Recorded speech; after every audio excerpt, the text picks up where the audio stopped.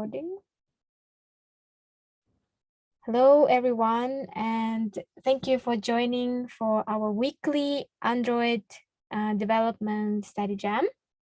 Last week, we just recall everything that we covered so far, and we earned 2 badges that you can share on your resume, on your social media.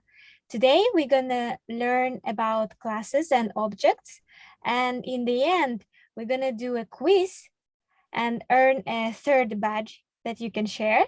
But of course, you will need some self-study to learn more in detail and to practice more.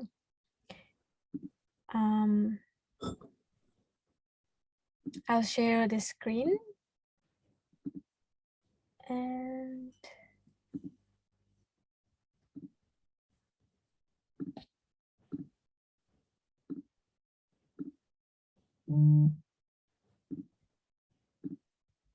can you see the slides? Yes, sir. Perfect. Maybe it's loading.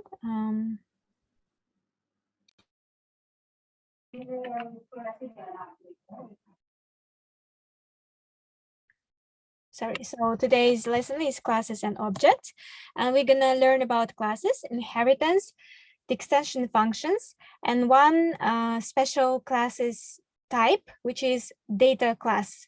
Okay, and you will learn more in detail in the code lab after the classes, after the study jam.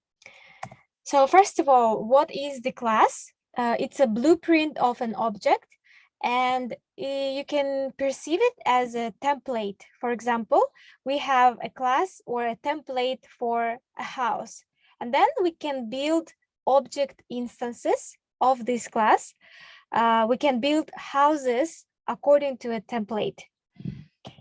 And we define the methods and other information, data or parameters in the classes that can be or cannot be used by the objects. So we have a house class, for example, and we have defined data, which can be any data, for example, a color, number of windows, or a Boolean type data, is it for sale or not? And we can define a behavior, which is methods of a class. For example, we will update a color of our roof, or a method called put on sale, which will switch a house from not for sale to for sale. Okay. Then how we define and use class. So this is the class definition. We use the class keyword, the name of a class, which is a house in our example. Then we use the square brackets to write the body of a class. Here we have 3 variables: color, number of windows, and a Boolean, is it for sale? And then we have a function update color, which is a method of a class, right? Then we create an object, which is the object created by the template by the class. We use house and brackets, regular brackets. This is how we create an object. So for example, I create my house according to the template, or I can create Div's house or Tomoki's house, like in Sims, for example.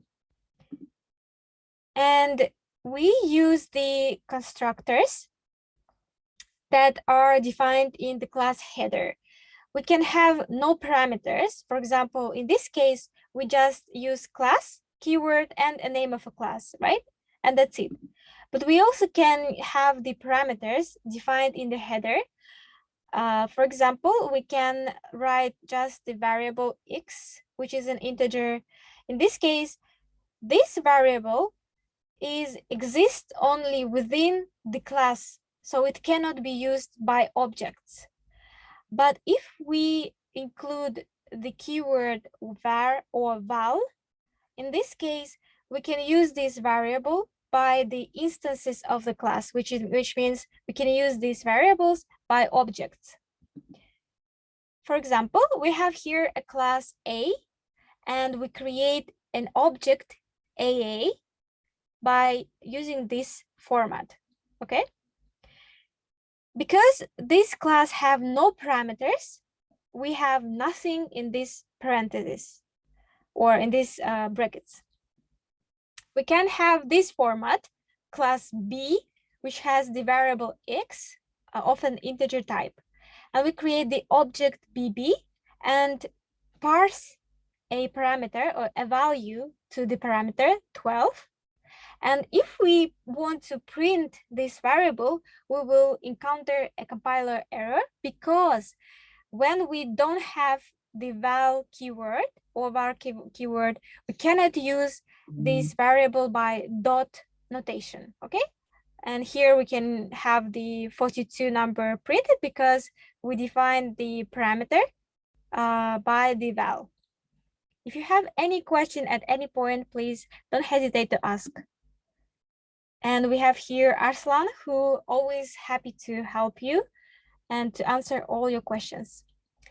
Now, as we learned in functions, classes can have default parameters, which helps to reduce the number of constructors or the number of variables we define within the class. And we can mix default parameters with non-default parameters. And it makes a code more concise.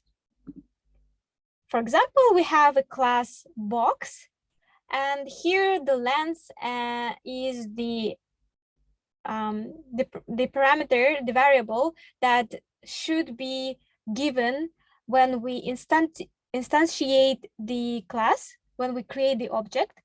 But the parameters width and height are default. So we already have the value for these variables.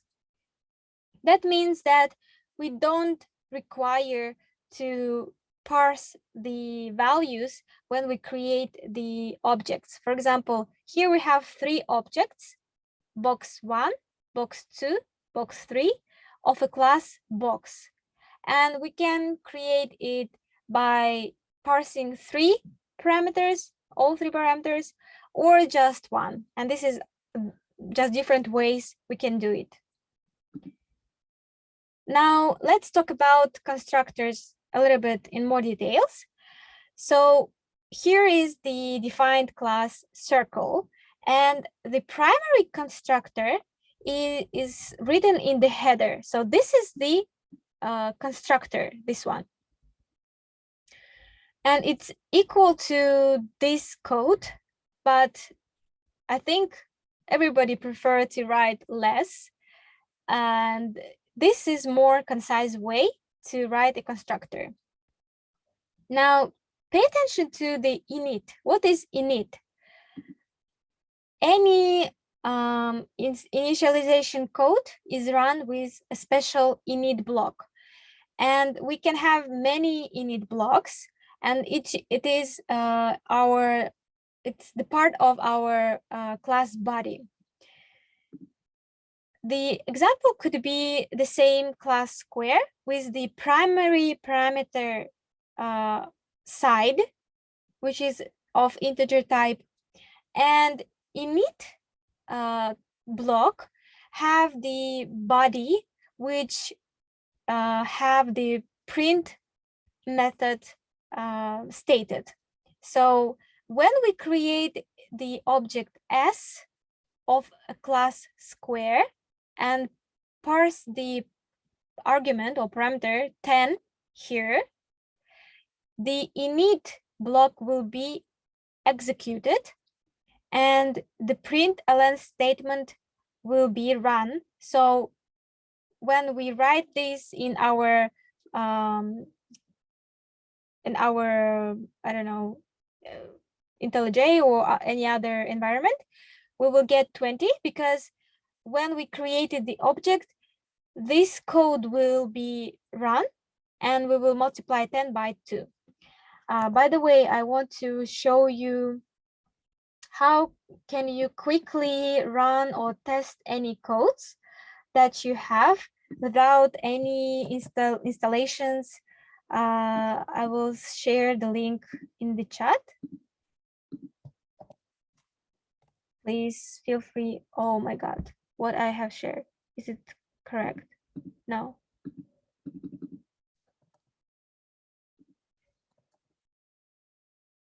Oh, maybe it's correct. Can you? Oh, I see. Okay, I can open. Oh, thank you. Thank you for feedback. Yes.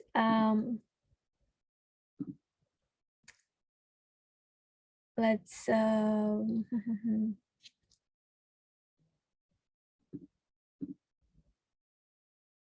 proceed further. And sorry, it takes time. I have low memory. Okay. Now, we saw the primary constructor defined in the header, but we can have more constructors, which are called secondary constructors, and we create them by the keyword constructor.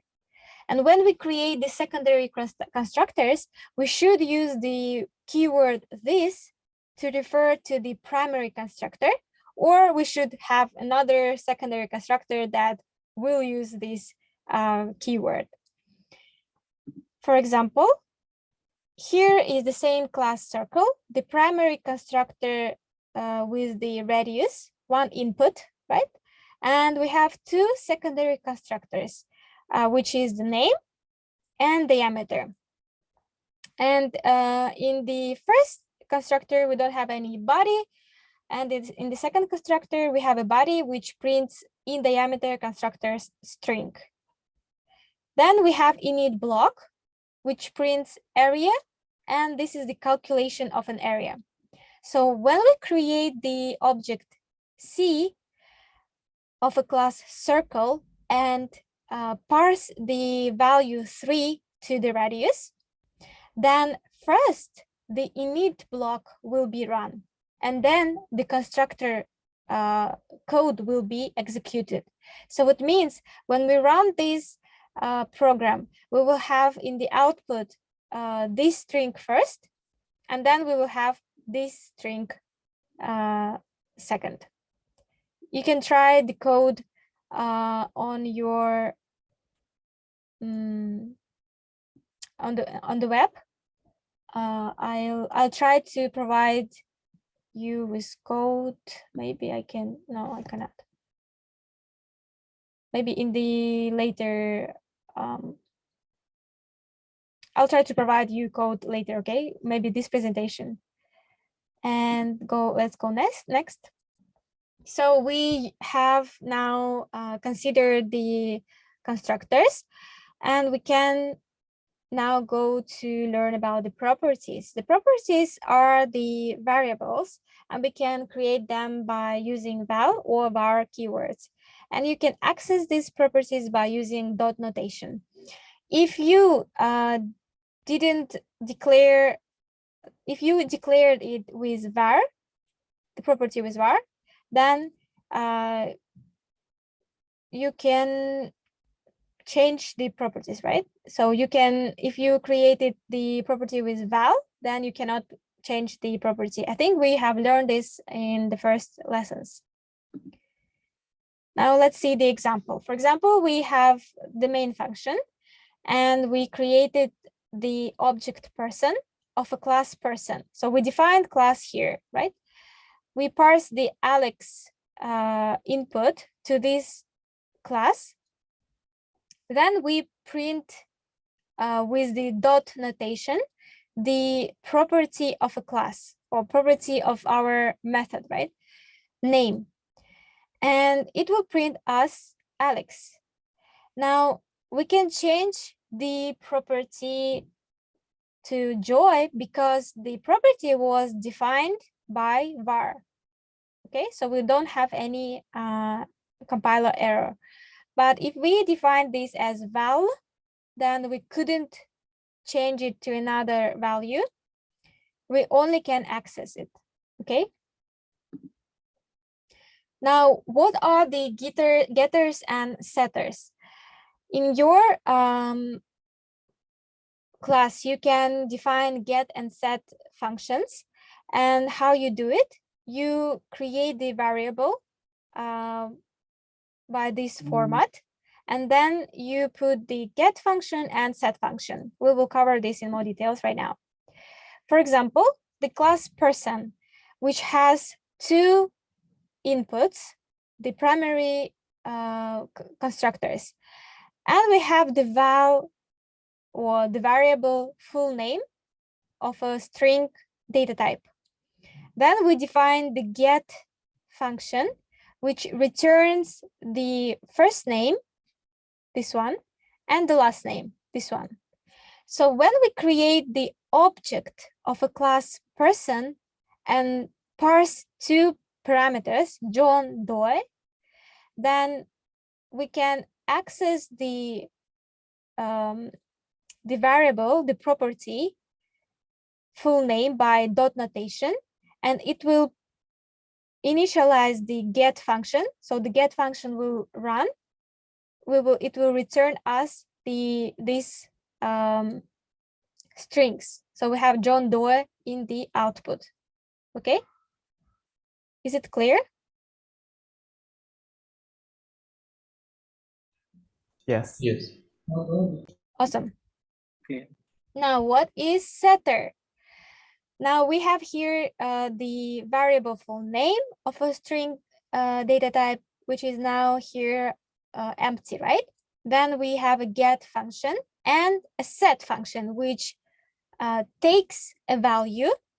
Then we create the variable components that split the received value here, right?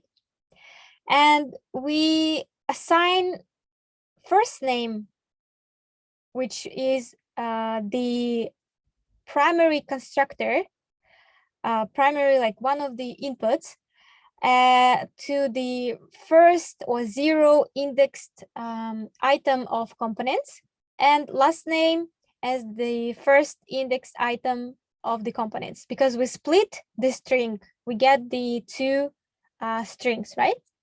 And we have the field, which is now equal to the value. So, oops. So when we use the dot notation, so this is our object, and we use the dot notation to access the property full name, we get the Jane Smith. Okay. Now let's go to the functions. We just saw that classes can have primary constructor, secondary constructors, init block, and we can have functions. And we already know from previous lessons that we can create functions using the func keyword, and we can as well have default and required parameters. And we can specify the return type if we don't want to have a standard unit type. Now let's go to the inheritance. What is the inheritance? In Kotlin, we have a single parent class inheritance. So it means that one or each class has exactly one parent class, which is called superclass. And each subclass can use all information of a superclass. So let's see it in the example. I think maybe not yet. So then we have the inheritance. It's like the inheritance in genetics, right? We have some information from our parents. So we have a class, and we can create, which is a superclass, and we can have a subclass. Okay. Now another concept is interfaces. Interfaces we use when we want to obtain information or use different properties from different classes. So I already explained that in Kotlin, it's a single parent inheritance. So if you want to have more super classes, so-called, you should use interface. We use the interface keyword and the name of the interface, and then we write some actions that we want to do. We will see examples, okay? So for example, we have the interface shape, and in the body, we define the function compute area, which had the return type of double. And then we have a class circle with the primary constructor consisting of one input, which is the radius of a double data type. And it calls the interface shape and then overrides the function compute area with this formula. So when you use interface, you need to override function. Use this keyword to override the function. And in the end, when we create the object of a circle class, we parse the value 3 to the radius, and instantly the shape interface will be overwritten, right? So when we print the compute area method with the dot notation, we get this value. Now, what is extending classes? We can extend class, which is a method to add something to the existing class without creating a new one. So we just add more information to existing class, right? How we do it? We need to use the open keyword when we define a class that we want to extend. Because classes in Kotlin are by default, classes in Kotlin by default cannot have subclass. For example, here we created the class A, and I want to create a subclass B, but I will have an error because classes in Kotlin cannot have subclasses, right? But if I include the keyword open and then write class and name of a class, then I create the subclass D of a class C by this format. And when we use the open keyword to create subclasses, then we need to override the functions by using the override keyword, okay? And if the override keyword is present, then everything will be overridden in the subclasses, right? Unless it is marked final. Now we can have abstract classes, which is the type of a class similar a little bit to interfaces, and they are defined by the abstract keyword. Let's see the example. So we have here the abstract class. We use the abstract keyword named food. We have abstract values or variables, calories of integer type, the name variable of string type, and a function consume that prints I am eating, and we write here what I eat, what kind of food I eat, right? Then we create a regular class, pizza, and we use the abstract class here. And we use override to override the variables calorie and names, but the function consume is inherited or is used without any override keyword by this class. So when I call the class pizza and call the consume, I have no errors. I have just a printed statement I'm eating something, pizza, because this class can have a free access to the function, okay? But it requires to override the variables. So we've learned about the inheritance, interfaces, abstract types. So when to use each. If you have different types or different properties you want to use by a class, then you should consider to use interface. If you have a specific type, a specific behavior that you can just define in a class, then define a class. If you want to add something to a class, then you need to inherit the class. You can create the subclass.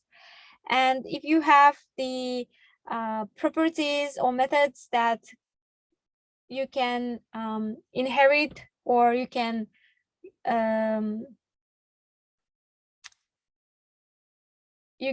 how to say, share with the class, then you should use the abstract class. So for example, in this example, we have the abstract variables that are overridden, but we share the consume function, right? So we use the abstract class.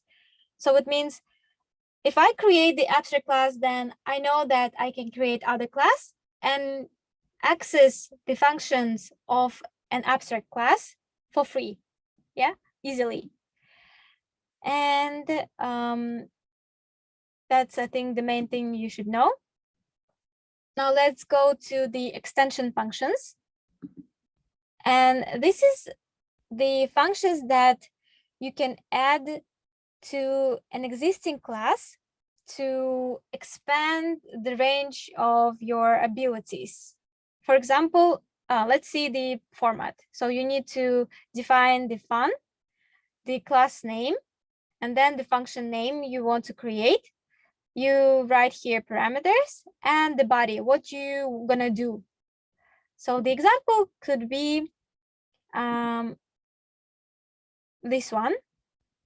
We have the integer default or the standard class integer, and we want to add isOdd method or function.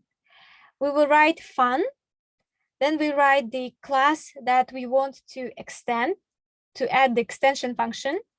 Then we write the extension function. We define the type of our extension function, it's Boolean. And then in square brackets, we write the body, which is what we're gonna do. We return this. So it means we return this refers to the value, the parameter we get. If the parameter we get, the value we get is divided by 2 and the remainder equals to 1, then it's going to be true, right? So when we call isOdd function by dot notation, for example, I'm going to evaluate integer 3, I will get, what should I get in return if I call this function?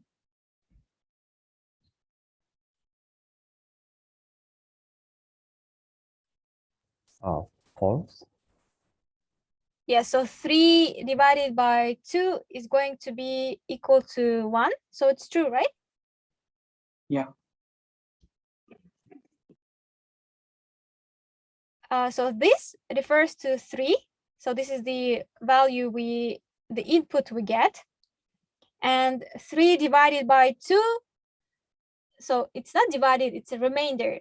3 remainder 2 equals to 1, right? So 1 equals 1. So we get true, right? Everybody understands? Yes, yes. Sure. Okay. And this is the last thing. So I think I've got through the topics really quickly, and maybe we have more time to cover more topics. But at least we will cover special classes of one type, which is data class. Data class are the classes that stores data.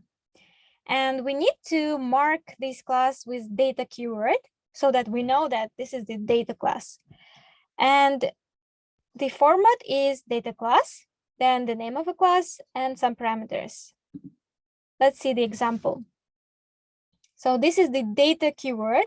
Then we have a regular keyword class, the name of a class player, and the primary constructors, two inputs we get, which is the name of a string data type and the score of integer data type. So then we create a variable, and not variable. We create the this variable, but it's an object, right? And we use the val keyword. Pay attention, right? We use val keyword to create the object of a class player, and we parse the string Lauren and integer 10. Then we use println function and call the object first player. In this case, we get the arguments or the parameters we are using as a string. So you don't need to use any toString or any other methods to be defined. Let's see more examples. Maybe there are no more examples. Let's stop here, and I'm going to show you the, okay, it's not quick lab.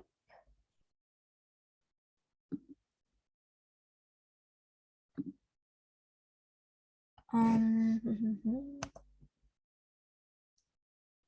going to share with you the lessons that we cover today so that you can learn it in more details on your own. This is the lesson 3. The first one is the code lab, which covers classes and objects and inheritance and so on. And then the second code lab covers the pairs, triples, which we have not covered yet, but we might have some time. Let me show you the code lab that you need to take a look at. You need to take code lab. By the way, don't forget to sign in so that your progress is saved.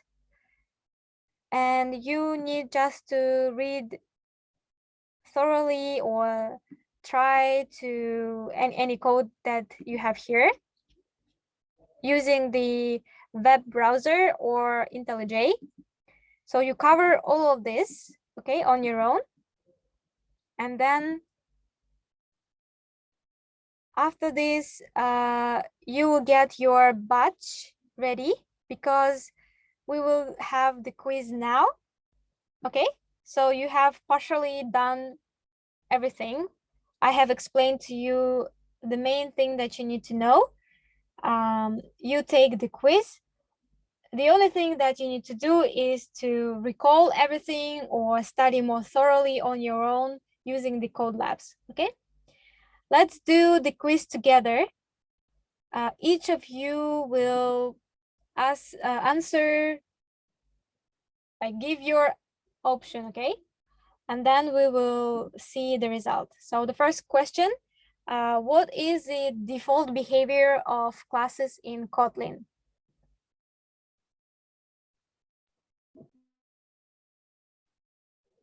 Not sure.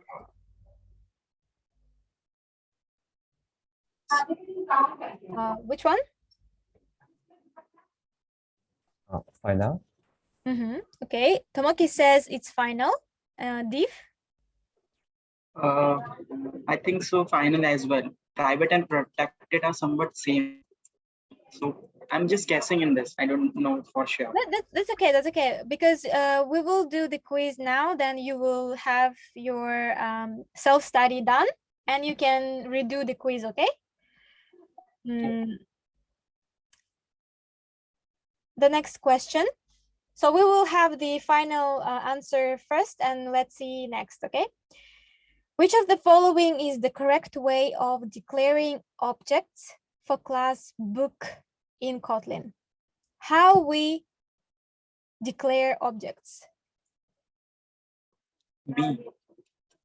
Okay, Tomoki? Yes. Same. Same. Okay, let's go next. What is true about extension functions in Kotlin?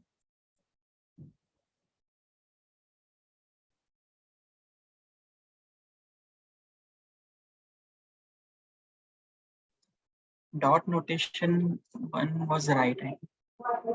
Yes, so we can use the dot notation. Okay, what other answers?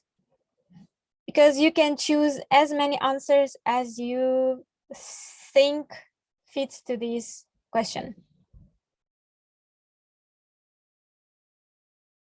Remember, we had the extension function is odd that we added to integer class. And so what we did is we add more functionality to this class, right?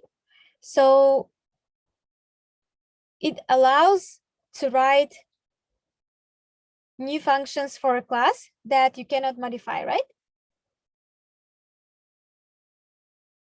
So the class integer cannot be modified. It's a standard class, but you can add extension functions to the classes, and it will give you more flexibility, more abilities. Okay, so I will mark this one for you. Do you think that it must be declared in the same file as the original class you are extending? Maybe no. Yeah, because integer class is not defined in the same file, right? Okay. Do we use extend keyword? No. Okay, let's go to the next question. Which of the following is true about data class?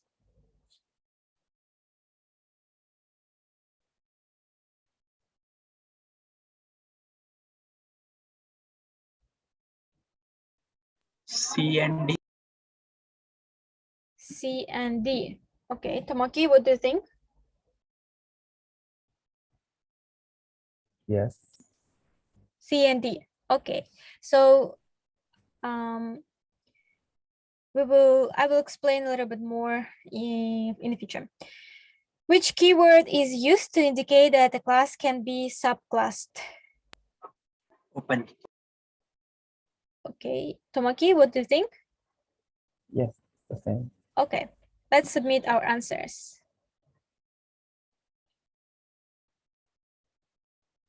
And we have 5 out of 5. So we have everything correct. I have explained to you that let me just emphasize everything. So the default behavior of classes are final. This is correct. And we can override classes if we created the abstract classes or we created the interfaces. The correct way of declaring objects is just using the val keyword, then the name of a object, then we call the class, and if it has no inputs, no primary constructor, then it's nothing. And if we have some parameters required, then we need to put here some values. And we don't use extend keyword, that's correct. The file can be different from the original class that you're extending. And you need to remember that extension functions, as the phrase suggests, are used to extend some possibilities, right? Your abilities. So you add some functions to the classes that are already defined. And data classes also, as the phrase suggests, is used to store data, and you don't need to do getter methods because they are generated already. For example, we had the example of printing some parameters, and we don't need to string function to format it to string. And we use the open keyword. Without it, we have error when we create the subclass. Perfect. So we have 15 minutes more. Let me also share the information that next week, instead of a regular Android development study jam, we're gonna have Flutter Festival puzzle demo. We're gonna learn about animations using Flutter, and we will have a guest who is a Paulina. She's from Australia, and she will help us. She will teach us how to create animations using Flutter. For example, let's see the demo here. This one. Really cute animations. And you can create puzzles using the knowledge of these animations yourself, or you can just use these animations when you create apps. And what's cool about Flutter is that you can use it for both the smartphones and desktop applications. Okay, so, and we will have 3 giveaway bundles for first registered people. I encourage you to attend our event. I hope Tomoki gets his present soon. Yes, I hope so.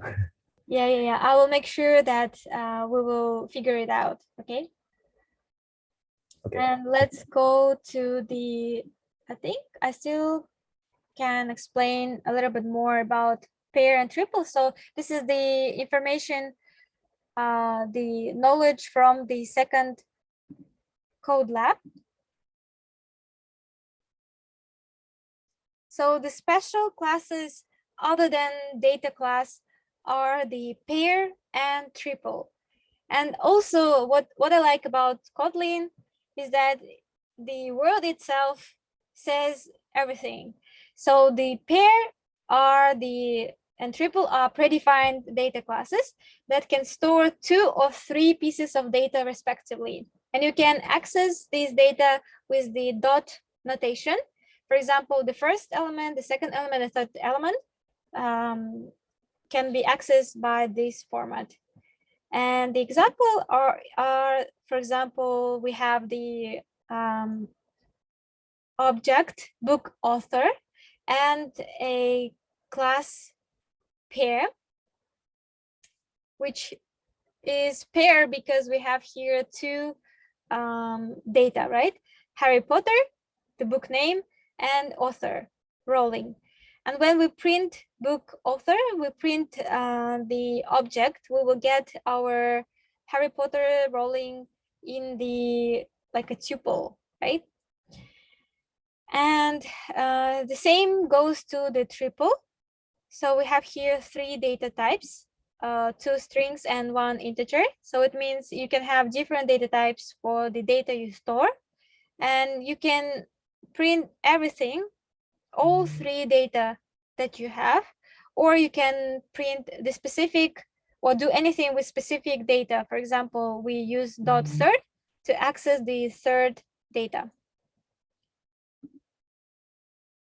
And the different format to create pair is to use this dot to or just to syntaxes, but it's same.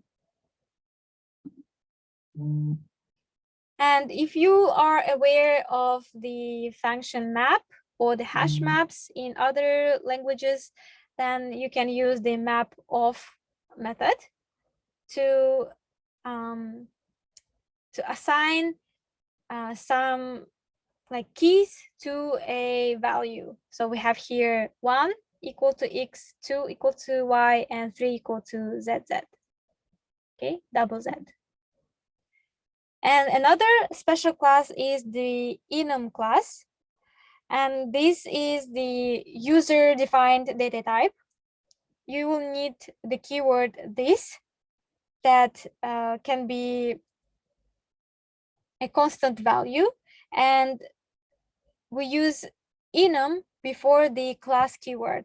So this is the format, the syntaxes. We use enum keyword, regular class keyword, then enum name, and then in the body we write the data. And the example is here, the enum keyword, which defines the enum special class. Then we have class keyword, the color name of a class, and there are 1, 2, 3, 3 parameters, which are all integers. And in the body, we write here red, green, and blue colors. And this is the just the codes, color codes, I think. And when you print, when you want to print the values that you store, you use color, which is the class, then dot first first data, then r, which is the variable name, right? Same goes here, red, and g, which is going to be the green. So we will get 255, then plus red, which is okay. So Abdullah, if I'm wrong, please correct me. So here we will get the red one, which is 255, then the red, green, and then blue, and this is 0, 0. So first one is the red, the second one is the green, and the blue one is the third one. Because yeah, so because in the colors, you have a color code. So if you have all of them 255 or all of them 0, you have black and white, right? And here we define red, green, and blue. That's basically RGB, are in the code in RGB form. There are different types of format for defining the color code. This is the RGB code. Yeah, so that's why when we access the red, we call R, which is this one, then G, this is this one, 0, and blue, this one, and we get these 3 numbers.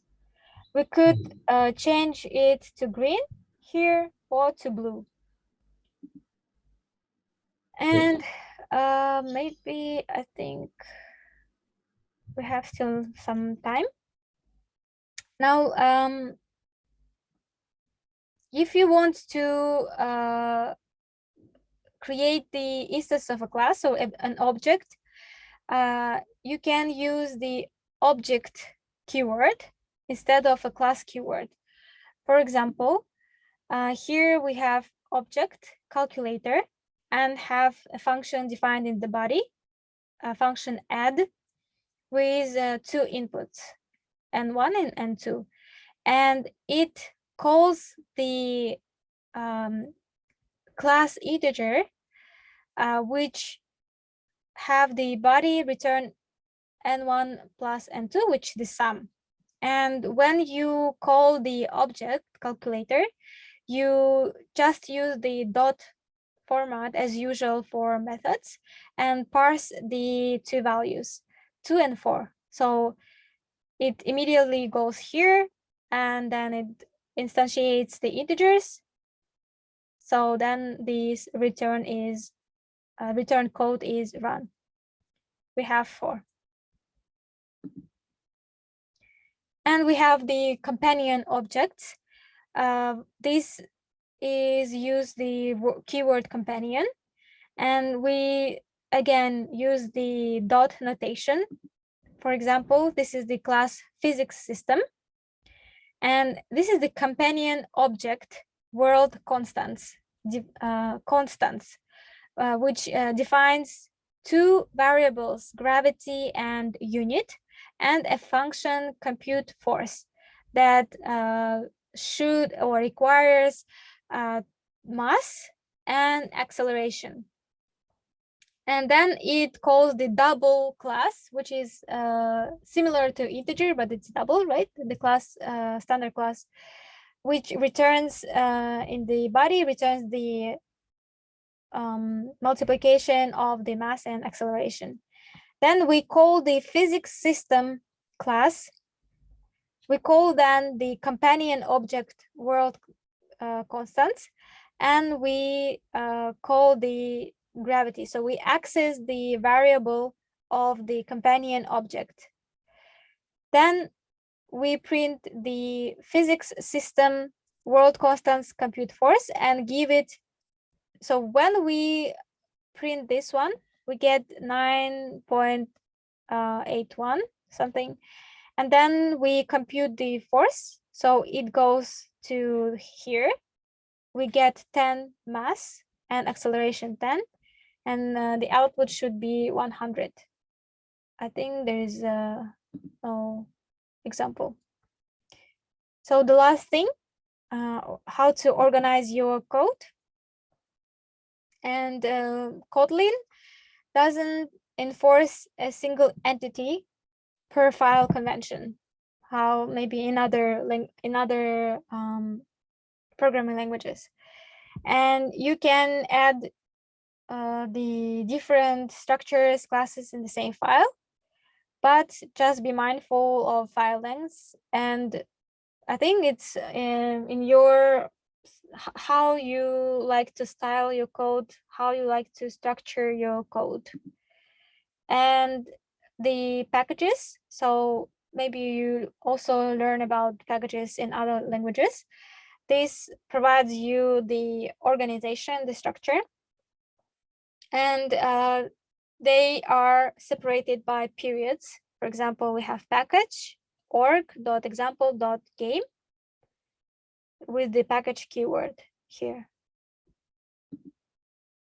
So for example, we have here the structure of the class vehicle, right? And we have moped or motorcycles, and we have cars. So this is how we will create our packages. And then this is different types of motorcycles and cars. So we have different objects, right? Sedan and hatchback. I don't know about cars, not so much. Okay, and the visibility of your modifiers. So you can define if you want your class to be public, so it's visible outside the class, and by default everything is public, including the properties, the methods of the class. And if you define it private, then it will only be visible to the class that you define.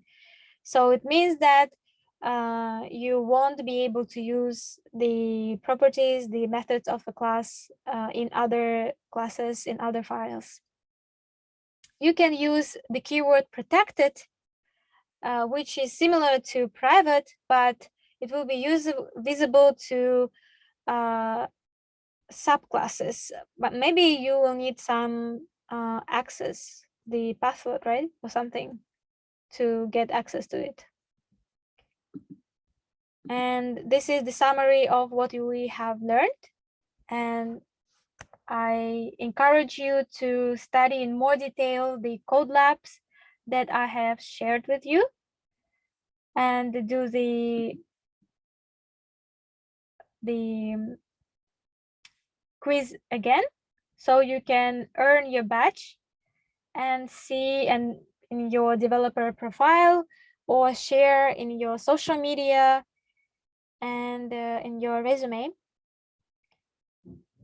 So if you have any questions, you can ask now. If not, then I hope to see you next week during our Flutter Festival animation demo. Any questions? No. Yeah, and after next week, we will try to create first apps, I think, already. So we already have enough knowledge to try simple apps. Thank you for joining today. See you next week. Thank you. Bye. Bye-bye.